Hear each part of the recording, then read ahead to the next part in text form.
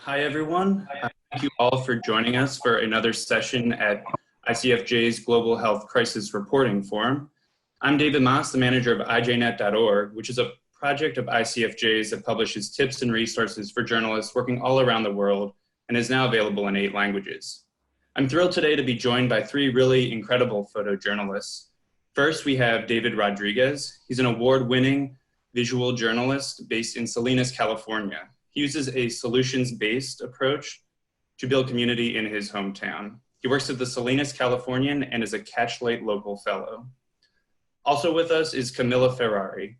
She's a multimedia visual storyteller based in Milan, Italy, and her work focuses on the emotional and physical relationship between human beings and their surroundings. Ferrari was featured by Artsy as one of 20 rising female photojournalists in 2019, and she's been published on National Geographic, NPR, US News and World Report, CNN, and more. Finally, we have Todd James. He's a senior photo editor for National Geographic magazine.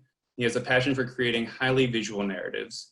Over the past 2 decades, Todd's work has been recognized by World Press, Pictures of the Year International, the Society of Publication Designers, Communication Arts, the Society for News Design, the National Magazine Awards, and the Webby Awards.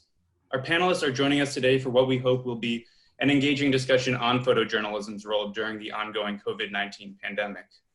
We'll discuss the importance of visually documenting the crisis, the unique challenges photojournalists face in their line of work today, and we'll dive into some ethical considerations around photojournalism during this difficult time. This and hopefully much more. Before we begin, a few quick points. If you're a journalist on Facebook but haven't joined our forum group yet, please do. You can search for ICFJ Global Health Crisis Reporting Forum. If you're not on Facebook, we have a mailing list that you can sign up for to receive updates on upcoming webinars. Just go to icfj.org, scroll down and click on the Covering the COVID-19 Pandemic page. During our session today, please feel free to type in your questions for our experts into the Zoom chat, which you can open by clicking the chat option at the bottom of your screens. If you're watching from Facebook Live, just type the comments below and we'll make sure they get onto the Zoom chat. And now let's get started. We'll be running today's webinar just a bit differently. I'm sure you all actually want to see the great work that David, Camilla, and Todd have been involved with. So to start, I'll turn it over to each of them for some quick presentations about their published photos on COVID-19, and then we'll dive into our discussion. So David, I'll hand it off to you first. Awesome, thank you, David.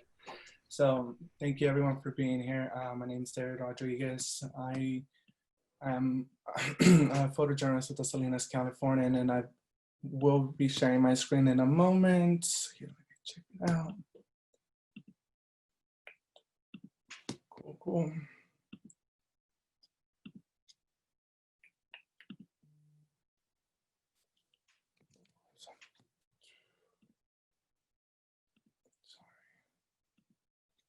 There, perfect. Sorry about that. Bit of technical difficulties. Can you guys see what I'm seeing right now? So I will be running through some photos that will focus on the work that I've been working on throughout this pandemic. The photos that I'll be showing you right now are basically some of the photos that revolve around the farm workers and the protests that I've covered throughout the COVID-19 pandemic.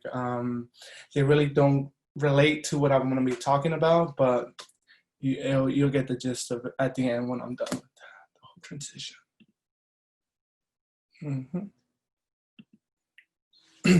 So through the partnership of CatchLight and the Salinas Californian, I've been working on a project that focuses on the struggles of essential farm workers and their families amid the pandemic. These farm workers are on the front line of Americans' food chains.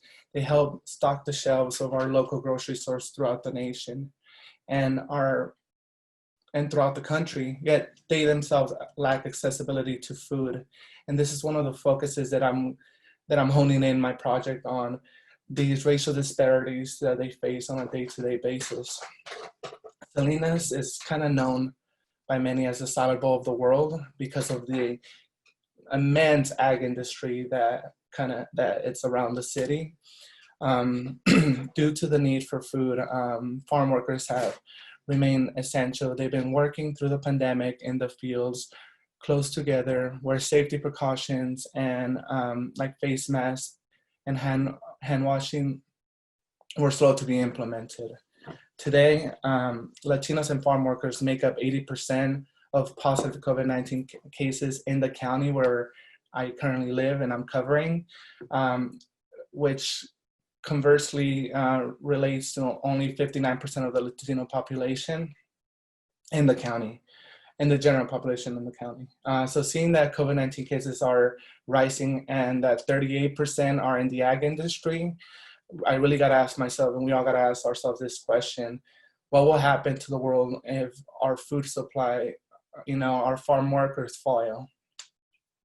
Through my work, I'm attempting to show through my many photos along existing racial disparities that I have lived through on my own, and that COVID-19 has exposed and exacerbated, which is what the Black American community is kind of drawing attention to at the time with countless of protests across the country. These systematic flaws that we live in kind of keep them vulnerable to pandemics and other injustices. So this project that I'm working on, it's a 5-part series that will be that will focus on specific racial disparities. I've published the first one there you go. This is when I'll kind of start taking control.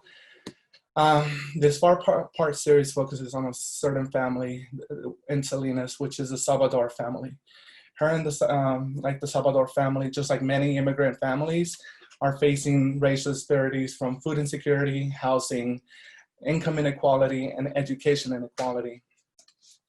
This is Resty Salvador on the left, and that's her brother Aldo Salvador. She's kind of taking this parent role in the whole situation. When I first met the family, I connected a lot to it because there was a lot of issues that they faced that I faced as a kid, from having to sleep in the living room, from having to eat on and sustain yourself on whatever you find at home.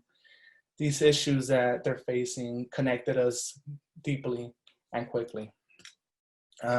So back to, as you can see, I'm kind of focusing on her life and her struggle on how she's trying to break this cycle of poverty that a lot of immigrants are stuck in. She's 19 years old, and when a lot of 19-year-olds should be thinking about decorating their dorm room or should be thinking about, what subjects they're going to study or what their career is going to look like, she's focusing on her brothers. She's making sure that her brothers don't follow that same fate that her parents are, working on low income jobs, and kind of she's working on a better future for them. This is Jesus Salvador, that's the youngest. He's the most spirited kid out of them all, and as you can see in this photo, this is something that Latinos, and I'm pretty sure other families are very familiar with, the chancla, and she's taking this parental role on kind of disciplining them if she has to, and just showing them hey, that she cares about them. So here, as you can see, in this photo, she's kind of making the transition from her room to the living room due to many immigrant families, in order to kind of offset rent, have to sublet. And so the renters are coming in and into a household that's already filled. So kind of upping up that number and lowering that social distancing. And she's moving to the living room. And this is where she will kind of be staying for the remainder of the future. This is Meledon, the father, and yeah, this is Jesus, and this is the whole family. The mom is missing, and yeah, that's my project so far. Here, I'm gonna click on a quick link because I know I'm running short on time. So, end this.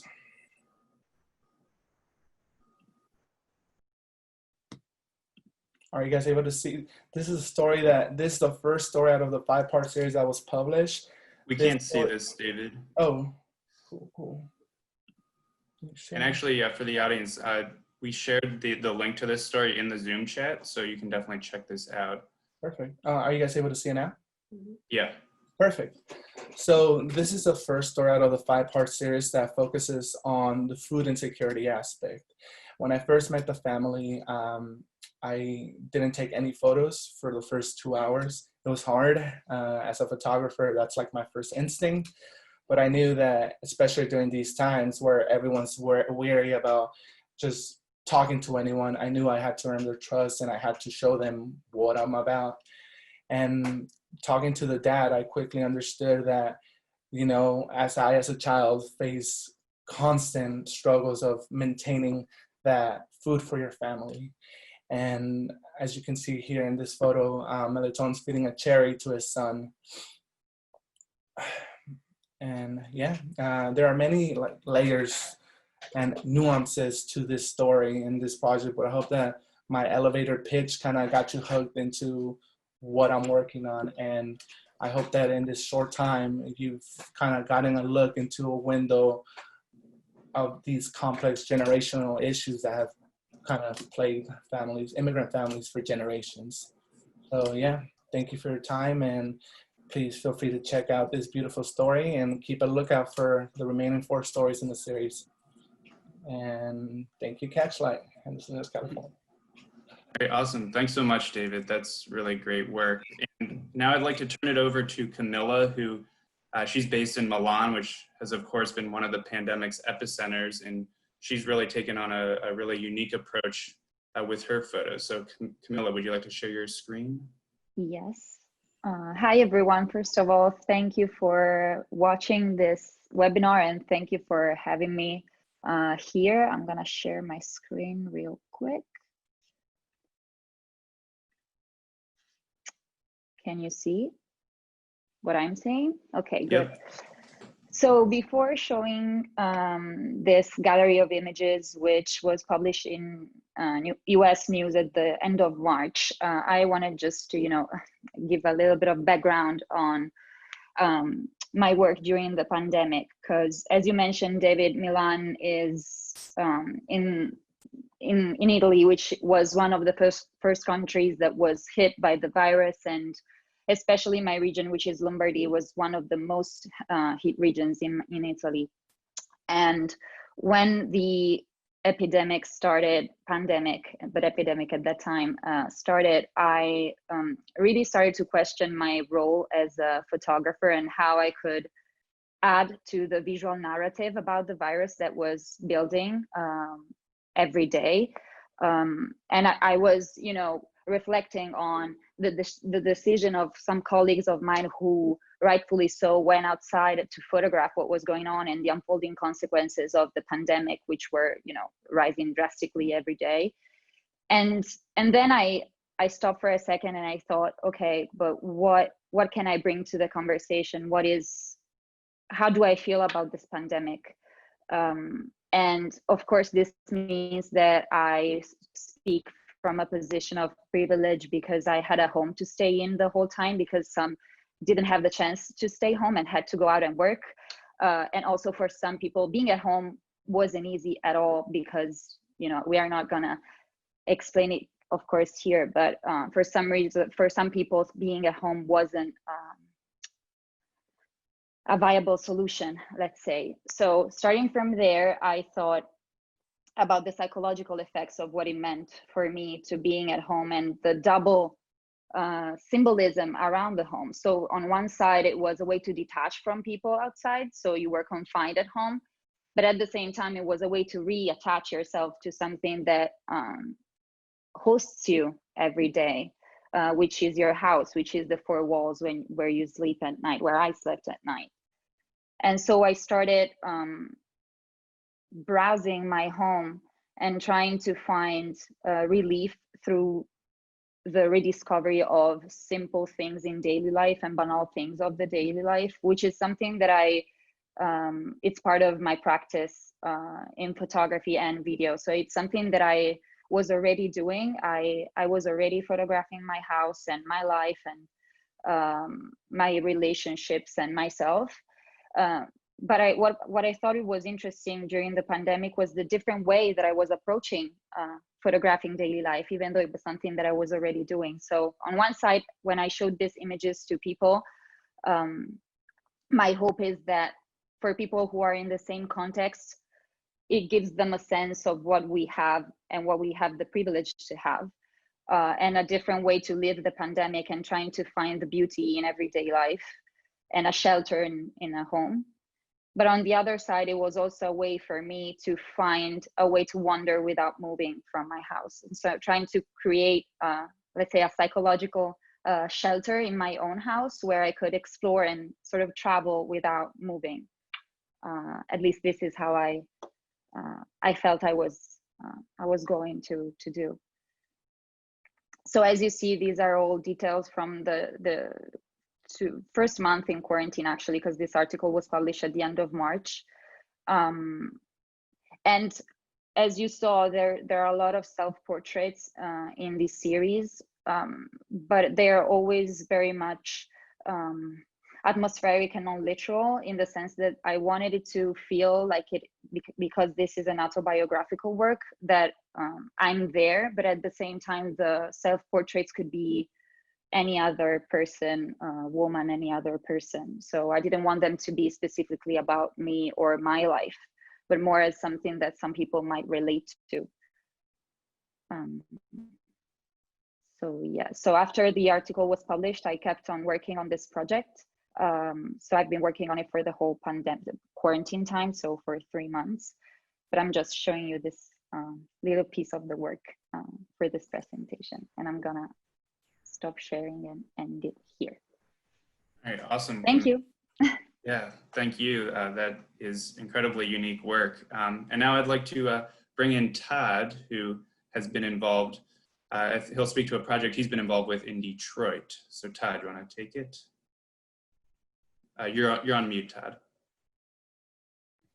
So thank you very much for including us in this conversation. It's a pleasure to be here. You know, we all found, let me see if I can get to the top of this, which is where I should have been. Excuse me one second. So, you know, we all found ourselves kind of in a similar situation, and we all have kind of responded to it in different ways. I mean, the National Geographic has a tradition of taking people on enlightening journeys for like 132 years, but we typically sent photographers around the globe to tell stories, and suddenly we weren't able to send photographers anywhere. And the same story was that everybody was interested in was it was the same everywhere. It had a commonality. The pandemic was spreading around the world. So we kind of quickly pivoted. We're not a news organization by any means, but this certainly was an important and evolving story, and we want to cover it. So we've always sort of treated photographers as authors, and photography as a kind of a specialized language. And we just had to kind of look and see where were our strengths for telling the story. So we all kind of contacted our networks of photographers in different places and said, you know, what does this look like where you live? How are you, what are the stories that you're seeing, you know, where you live, and what are the stories that you want to tell? One of the photographers, and we were basically doing this around the globe, many photo editors like myself, reaching out to photographers and giving them 1 week assignments. You know, we called them photo dispatches, and so we were going to cover this and the globe in a different way. And I think it's been pretty successful. I've been happy with the results. One of those stories and photographers is the one I'm going to show you today, Danny Wilcox Frazier, who lives in Iowa. And I had worked with Danny on a story about water in Detroit at one point. I didn't bring up Detroit with him. I just asked him an open-ended question, you know, where do you see COVID's impact in, you know, where you live? What does it look like in your backyard? And he mentioned a couple of things to me, but said he would be really eager to go to Detroit because he knew, we already knew Detroit was, the infection rates in Detroit were high, and we were beginning to understand that the impact of COVID was going to disproportionately impact people who have the least. The people who have the least were going to suffer the most because they have lower economic, the resources are are more limited. The social safety net is more limited. And certainly we've seen that play out. This, by the time Danny got to Detroit, you know, really important, you know, people were dying alone. Important rituals of saying goodbye had been dramatically altered. The number of people who could attend a funeral service was often limited to 10 people. They were spaced out for their own health and safety. But this was, you know, this was just overnight had sort of impacted the cultural rituals and the daily rituals of our lives. So Danny, I think, did a remarkably good job in a week. He had a groundwork, a network of people, because he'd worked there before, that he was able to draw on. I think these are some remarkable pictures of, you know, the tragic ways that sort of COVID has affected people's lives. Not only death, but how you say goodbye. And I think he did a very nice job. The other thing I will sort of call your attention to, and I would encourage you, if you have a few minutes and you're interested, to take a look at the link on this story. But you'll see that this is not drive-by photography, right? I mean, if you need any evidence of that, you know, look at the caption on this. You know, it's arguably maybe a little bit long, but everyone here has a name. You know, this is a very collaborative process of storytelling. You know, he's not sort of, he doesn't live there, but he's worked there often. He's very well acquainted with NGOs. So he's got a framework of understanding and a network of support. The people are individuals. They're not stand-ins. They're people that, you know, Danny gets to know and talks to, and are comfortable with him photographing and know who he's photographing and why. And so I think you see that. I think you see that trust and that relationship and that intimacy. And I think that's really, really important, because I feel like this is, you know, all of the ways that we tell the story are important, but we have been telling the story more than any story I can remember from a data point of view. And why? Because it's invisible and we don't know much about it. And we talk about curves, and we talk about, are we flattening the curves, and what is the infection rate? And, you know, all of those data points, those are people, right? So I think this kind of work is really important, because if we're going to have an empathetic response to how this is affecting people's lives and who it is affecting disproportionately, I think we have to see in the first person present tense way who we're talking about and how it's affecting their lives, and how they are not afforded some of the privileges that I am, frankly. So I think this is an important, as is the data journalism, as is every form that we can use to tell this story. But I think what you know, photography is just a technology, right? So it's, you know, when I talk about this is about the photographer, and this is about the values and the story that the photographer can tell, and has the ability to tell, and the ability to gain trust, and to respect the people that he's photographing, and to want to collaborate with them to tell their story. So that's the end of that story.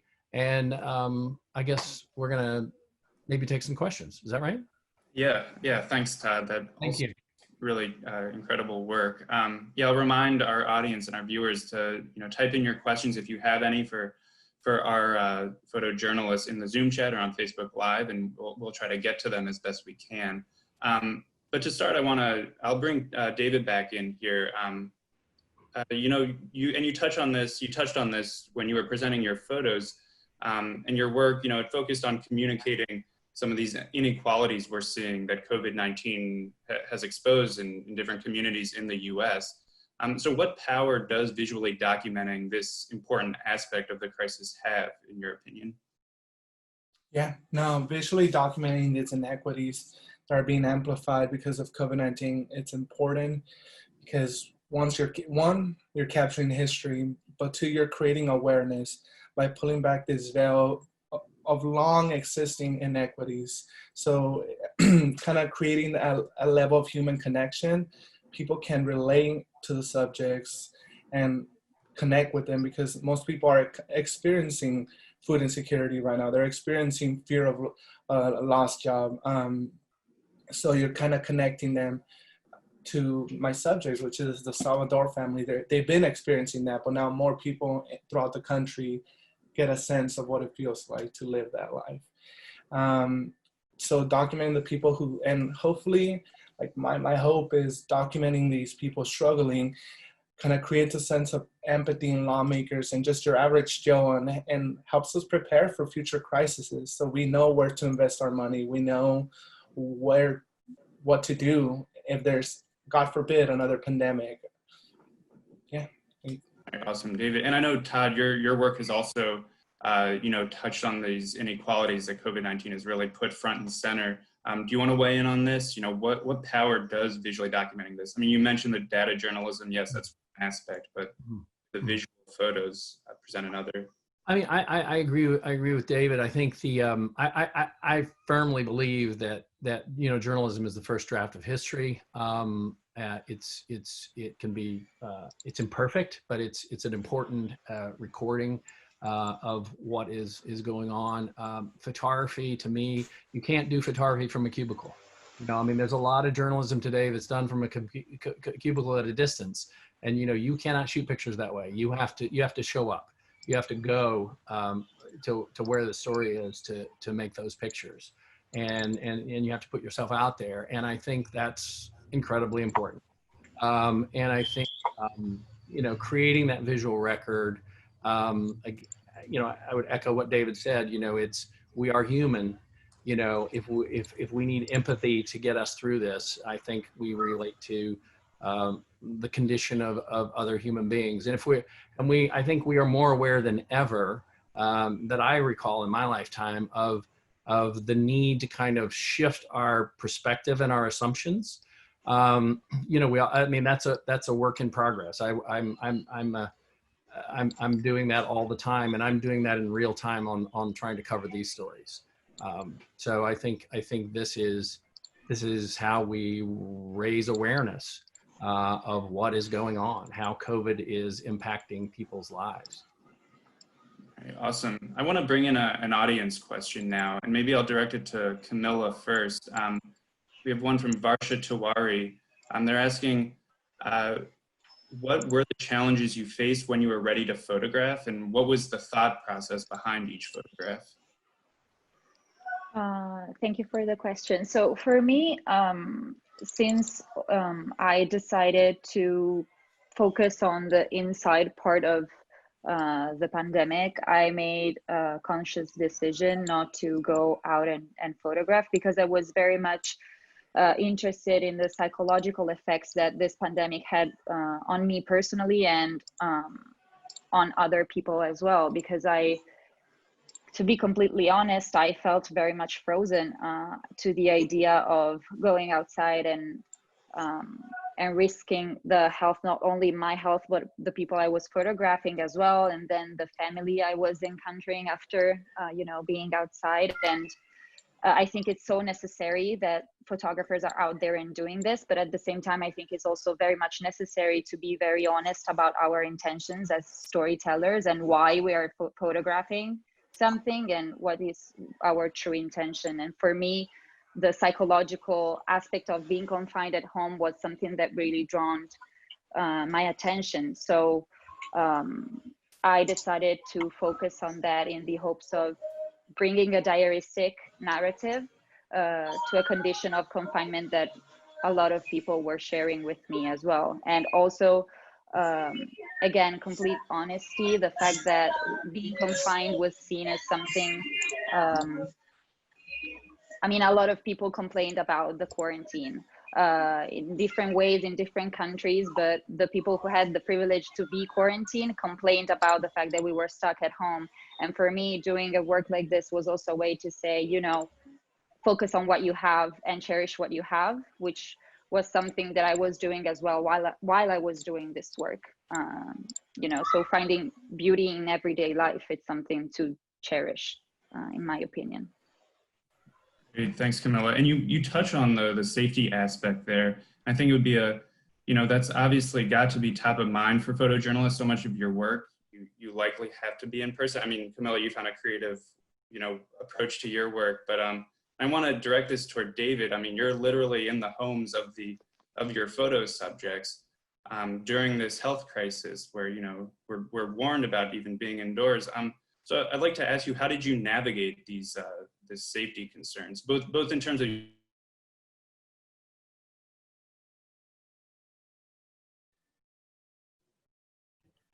sorry, yeah, somehow I don't know. yeah, go on.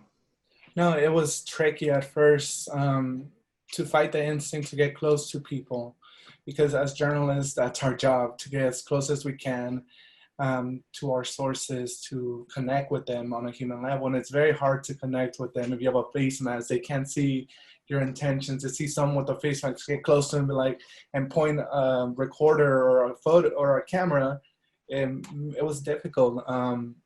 So kind of getting used to waving them down and talking to each of my sources from a distant and socially acceptable way took some work, but understanding the health guidelines that were coming out and seeing how other people understood them as well truly helped with this. Seeing when I went out, seeing who was wearing a face mask, being like aware of my surroundings when it came to a crowded area. What can I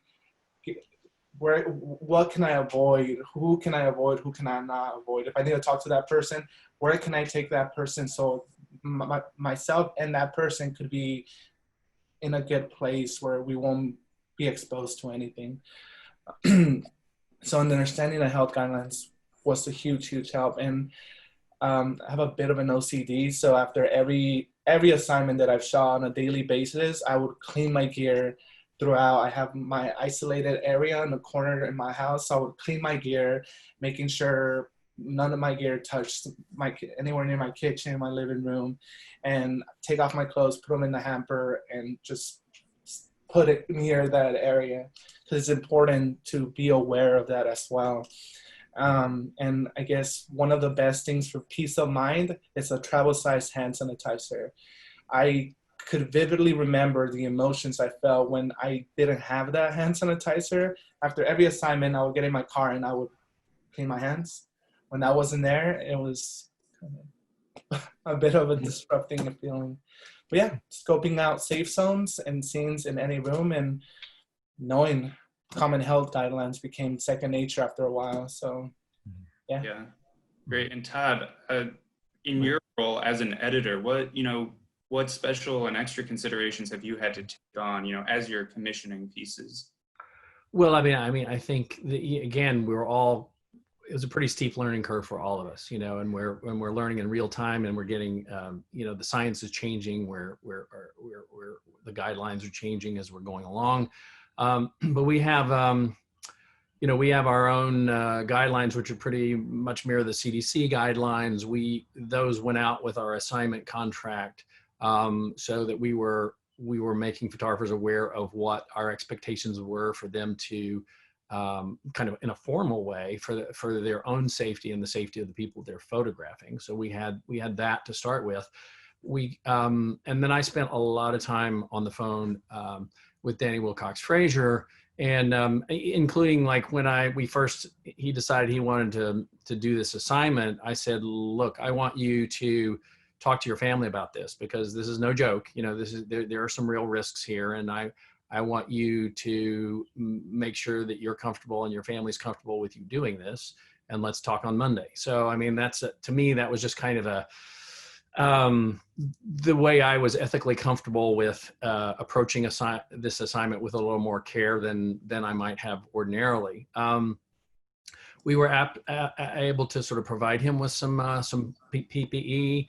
I sent him links to webinars that sort of talked about sort of how you keep your equipment clean and how you create hot zones, the things that David was talking about. We went over that. He the first night he got, to a hotel, he spent the whole evening cleaning down the hotel, and then he created a hot zone in his room, and the equipment didn't move past that before it was wiped down. But, these make the days very, very long, and but it's important. It's important for his safety. It's important for the safety of the people he's photographing. You just have to inform yourself the best you can. You have to be a good partner to the photographer and help them with whatever they need help to do the assignment. Gotcha. And Camilla, you're along these lines, you're a freelance photojournalist, and obviously your work, you know, you were able to do from your home, but in terms of how have you been able to balance the need to have work commissioned during this pandemic while also, you know, taking into account your own safety and well-being? You're on mute. Let's see. Okay. I couldn't unmute myself.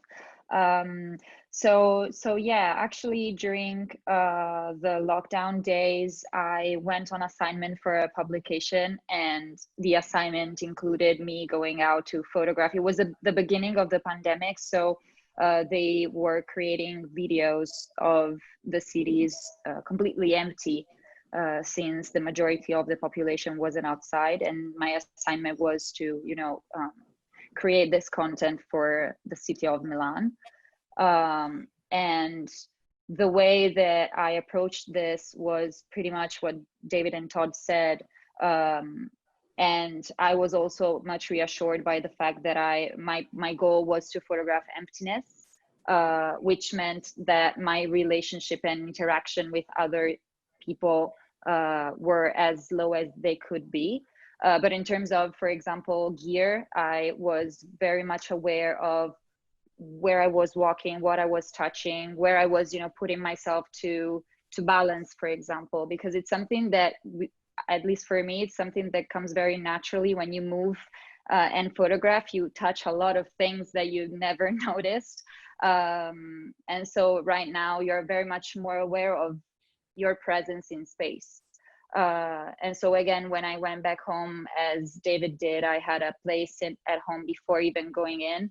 I cleaned up everything, alcohol, like everywhere, every gear, left it there. I had a tripod, so even there, like the tiniest spots in the tripod. And in my car, I tried to, you know, divide the car as well, and leave some space free from the objects that I would use outside. And yeah, and trying to balance this kind of work with the autobiographical work that I was doing at home. Yeah. And I'd like to bring in another audience question now. We have one that's directed toward David. How do you ensure that your journalism is giving power to your subjects while photographing them during this vulnerable time period? No, thank you, Kate Simini. I've seen that question. And it's a very important time for people because we as photographers tend to be seen as vultures. That's why when we go in, take the shot, that's why it meant so much what Todd was saying, that Danny takes the time to talk to their source, talk to their subject, and humanize and add some human level to his photographs, because that's what I feel is so important. Making sure when I'm with my subject and I'm photographing them, I'm constantly talking to them. Now, before it was easier for me because I would constantly take a photo and show them the photo and tell them what it meant to me and get their perspective and say, like, does that work for you? And I tend to get a lot of feedback from my sources. When I do that, I tend to get the best moments. I know that's not best practice, but having that constant dialogue with my sources tends to lead to better moments. So whenever they do see themselves in the camera and they're like, well, I didn't know I looked that good, or I look really confident in that photo, I hope it gives them that sense of power of, wow, an image could show a side of me that I never knew I had. So I'm hoping that answered your question, Kate Simini, but yeah, that's how. Thanks, David. And I actually want to direct another question Todd's way. You know, we have some viewers asking us to weigh in on the ethical aspects and considerations of, you know, photo work during this time. And of course, we wanted to talk about that as well. And you have photojournalists at Nat Geo, you know, out and, you know, documenting this crisis. And obviously it's a really sensitive time and difficult time. So, and I believe you touched on this a bit during your presentation, but how are you balancing the need to, you know, get these important photos out while also respecting the privacy and the, you know, the sensitivity of your photo subjects? Well, absolutely, absolutely. Well, I mean, I think there is. I did allude to that. Is that this is a very, particularly these assignments. The ones that I've been most intimately involved with are. There was this one. There was another one, sort of in a hospital. The ethical. The ethical sort of guideline of fairness, right, is what has to sort of be maintained, and particularly with anything that relates to someone being sick or possibly being sick or wearing a mask. We're very, very careful with that. We actually, I think, have releases on everybody in every one of the stories. So we made sure we had their informed consent. They knew what we were doing. They knew why we were doing it. They knew it was for possible publication. And they, after hearing the explanation, sort of consented. Now, we had to actually come up with an ethical way to get an ethical consent. In hospitals, you can't be passing paper, right? Because you'd potentially be passing COVID. So we, on the fly, came up with a way to do a video release that would do consent in a safe way. But and then our legal team has been reviewing this. All of our coverage is in this time is really heavily reviewed, going in the door, out the door, and coming back in the door. We have a global security team that's looking at it. We have a legal team that's looking at it. We have a questionnaire that we have to fill out for every assignment we do, so that they're aware, and it has to get checked off. When stuff comes back in, we've got releases. It gets legal review if it's sensitive, and basically anything or almost everything is sensitive at this time, because anything that even implies that someone might be sick is a private matter. Great. Yeah, thanks for weighing in on that. And I'll pull in another audience question. This one's for Camilla. What inspired you to make use of your home? Was it purely out of necessity? Can you go more into that? Sure. Thank you for the question. Actually, I mentioned shortly this thing before, but for me, photographing my home and my life and my daily life has always been part of my practice and my area of interest, let's say, because I'm very much fascinated by how simple yet powerful things, very banal things that we go through every day are, and how they impact our life and our personalities and us as humans. And so it kind of came naturally during the quarantine time to keep on doing this, but again, it had a different intent, because I'm realizing this by looking at the images and rethinking how I was approaching this quarantine diary while I was doing it. And it wasn't only the intention of documenting and highlighting the everyday life, but it became more like a process of reattachment to my daily life and refinding myself in my home. So it wasn't just documenting what I was seeing, but was creating a space for myself through the images and like recreating an atmosphere and a sense of wonder that I needed at that time to get relief and get, a way out in some ways. In fact, a lot of images that I took were of windows, which is pretty, a pretty obvious symbol during a quarantine time. But for me, the windows were very interesting because not only they were the only division between me and what was outside, but they were also reflecting a lot. They were reflecting my image, they were reflecting what was inside, and they were merging the outside with the inside of my house. And so they created this different layers of reality that I was able to see without moving from my home. I hope it answers your question. Yeah, no, that's great. And we're getting a lot of audience questions, which is great. And this one I think could be for any of you. How do you manage to keep your your objectivity while working on your respective projects, especially when it's so easy to get overwhelmed during these especially difficult times? And maybe I'll send that to Todd first. So I guess the only thing I would say is, well, I guess there's two parts of that. And I kind of get a little hung up on the objectivity piece of that, because objectivity, I realized that this was sort of an important standard of journalism at a certain time, but I feel like we are increasingly realizing that's a hard thing to achieve, and that what we need to be is fair and accurate. I'm not sure about the objectivity part. I think you have to kind of do everything you can to make sure you don't have blind spots. And of course we all do. We all have biases unconscious biases that we don't know about, and maybe conscious biases that we do know about. So I think you have to constantly be listening with an open mind and checking yourself and trying to inform yourself, so that that you're making good decisions about the stories you're covering and the way that you're covering them. It's been hard. I'm working a lot of 12 and 14-hour days, but so are all my colleagues. We've had to learn how to work remotely. We've had to learn how to cover this very important story on a global basis in a very different way than we usually work.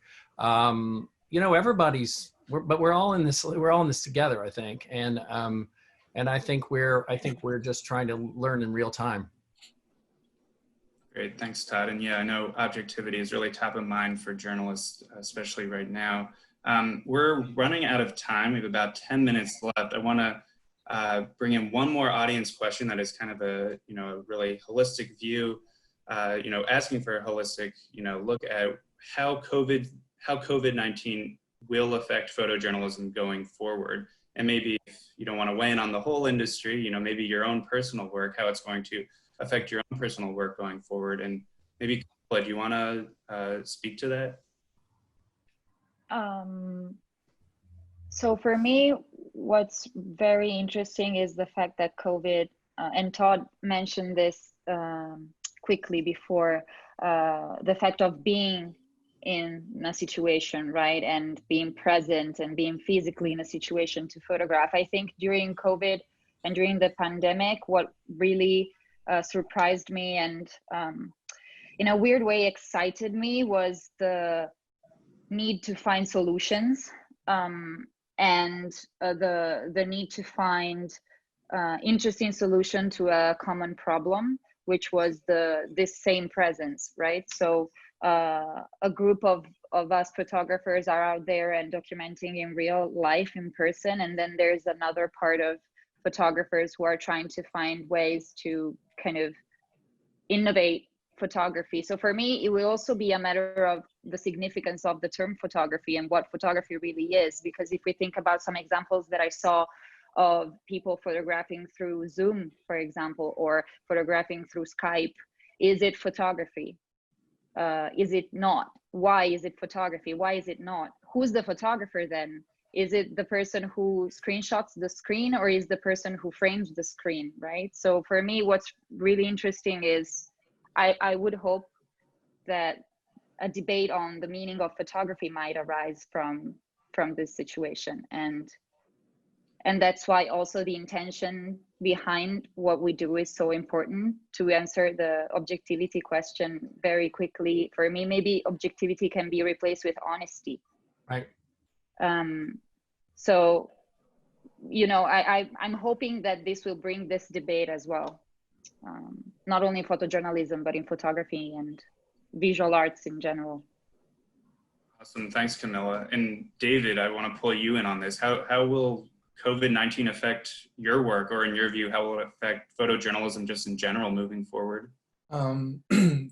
Trust and access to stories, to families, to just our sources. So I feel like that's going to take the biggest hit in my perspective, because it's already for anyone hard to trust a stranger to come and document your life, and for you to have them believe that that this will create some sort of change, that you hope it creates some sort of change. But now that you're battling that trust that you kind of have to build, you're also battling their health issues. And not only their health issues, the health issues of their mother, the health issues of their grandchild. There's this source, I'm not gonna name who she is, but she's gonna be a part, I am hoping she's gonna be a part of this 5-part series. She's an incredible spirit. She's going through so much, but she's been very hesitant to have me come over because she's more than open to have me there, but she's living in a she's renting a room and living with her grandson and her sick mother. So even though she wants me there, she's like, okay, my mother's not feeling well today, so David, I don't think you could come today. And this has been like a month of constant contact with her, and she still, to this day, I'm gonna meet with her today at 1:45 p.m. Pacific time. But to this day, she's still fighting that constant struggle of like, should I let him in? Can he come today? Is today the right day? And so I feel like the pandemic, that's what we're gonna have the toughest time accessing. Great. Thanks. And Todd, how about yourself? What, in your view, how will this change photojournalism? Well, I don't know whether it will change photojournalism universally. I think it'll certainly change the way we work at the National Geographic. But if you think about it, we've been doing it since 1888. We've had to change, a lot. I mean, the nature of transportation and how we would send people off for a year at a time, at a certain point in our history, to document parts of the world that weren't well known to our readers. The internet has happened. We've had to transform the way we think about what we do and what the nature of a story is and the nature of knowledge. I mean, if we're taking people kind of on these enlightening journeys, it has to change with what people know about and need to know about and want to know about. So, but I think really more fundamentally, so I think we've had to be nimble throughout our history, and we've had to change with the culture and the technology, and really what people are curious about. So I think that's in our DNA to change. I think we have abruptly had to kind of rethink how we cover the world, right? And we've had to do it regionally because no one could travel. So I think that will stick. I think that we have been moving in that direction for a long time. There was a time in our history where we sent photographers out from Washington, D.C. to cover the world, right? And I think we're gonna, we're very near a model where stories from people who are regional and sort of know the stories better than someone perhaps arriving from Washington, D.C. from a different culture. I think this is an important and optimistic moment, right? For that shift to take place where storytelling will be more regional, the way we think about assigning, the way we think about telling stories, and that people, not exclusively, but we will get a much more robust sort of diversity in terms of the stories we're telling and who's telling those stories. Great. All right, great. Thank you all. And I just want to, end on one final question of my own. We have 5 minutes left, and I imagine we have a bunch of photojournalists tuning in for this, and I'd love if each of you would just share your top line advice for photojournalists who are out there covering the pandemic today.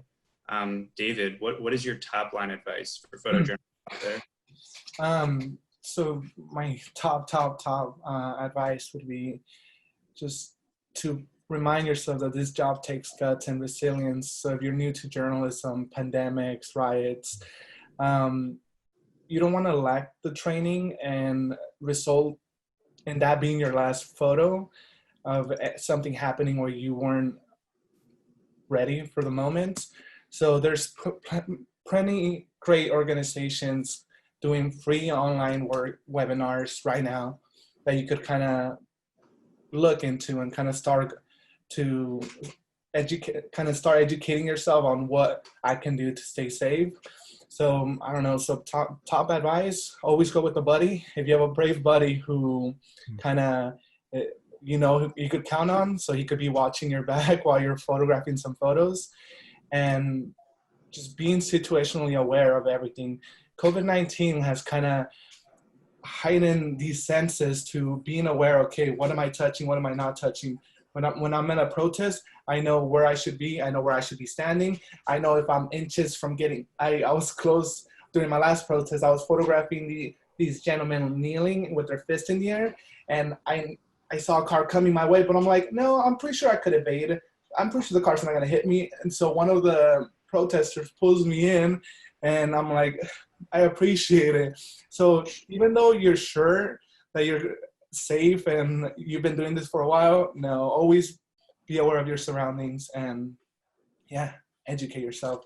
And the international, real quick, before the International Women's Media Foundation is hosting a webinar on Friday about just first aid. I'm gonna post it on the link. It's just gives you some training tips on what to do during a riot and a protest. So if you're interested, definitely join in. Awesome, thanks, David. How about you, Camilla? What's your very top line advice for photojournalists today? For me is question your motive on why you are photographing something, and why is it, what can you add as a photographer and as a person to the narrative of what's going on. So for me, and it comes back to what we were mentioning before, honesty. So be honest with the subjects you're photographing, and first of all, though, with yourself and your intentions. So that would be my advice. Great. And Todd, how about you? Well, I kind of alluded this earlier that our approach at the National Geographic is that we view photography as a specialized language, right? But it's a technology, right? So, but it's, if you view it as language, then it's incumbent on you to know what you're trying to say. So I would say, know the story you're trying to tell. Be focused about that. Care about the people you're photographing more than your photograph. Your photographs will be better if you're thinking about the people and the story you're doing, and then the photography comes from that, right? If the photograph becomes the object of desire, right, rather than telling the story, I think you've got it backwards, right? I think it's a means to an end, and then I think beyond that, I think you have to be fair and accurate and empathetic. You can have a point of view. I think it's, that's the objectivity, which is a whole nother hour. We could talk about objectivity, but know the story you're trying to tell, care about the story and the people in your story. Serve that, right? And then I think the pictures will flow from there. And in these times, of course, you have to sort of be informed and be safe for yourself and the people you're photographing and your families and your community. So you have that responsibility too. Be responsible to the story, be responsible to your safety and everybody else's safety, and know the story that you're trying to tell. Great, thanks, Todd. And thanks to all three of you. That's really great advice. And just for sharing all your insights today. I think it was really, an engaging discussion we had, and for sharing your work. It's really awesome work that all three of you have been involved with. And thanks to everyone who's tuned in today. Please be on the lookout for a survey that we'll send out after this webinar. Your feedback matters to us at ICFJ, and it's critical for these live events. I'd like to highlight a great session we have planned for next week on Thursday, June 25th. We'll have 4 experts to discuss the dangers of domestic violence during COVID-19. Panelists will discuss the factors that contribute to gender-based and family violence, reporting guidelines for such a sensitive topic, and avenues for potential research and reporting. Another reminder, we've launched a survey in partnership with the Tao Center to better understand how COVID-19 is changing journalism. You can visit icfj.org or our social media to take part. And finally, you can expect to see the full recording of this webinar on both ICFJ and IJNet's YouTube channels. We'll also post a recap article with some of the key quotes and takeaways that you can use in your own reporting. And this will be published on both icfj.org and ijnet.org. And again, stay safe and thanks for watching. Thank you all. Bye, everybody. Bye. Bye, everyone.